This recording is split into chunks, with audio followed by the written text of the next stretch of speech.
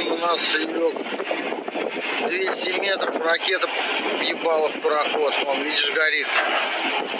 Так что у меня сегодня второй день рождения, наверное. У нас всех. Вот такая вот херня, вот так мы работаем.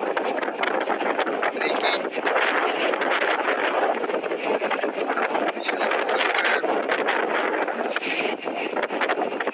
Вот только что сейчас, блядь, как-то ебануло, блядь, прям рядом с нами. А вот Санек, который чуть-чуть не перепугался.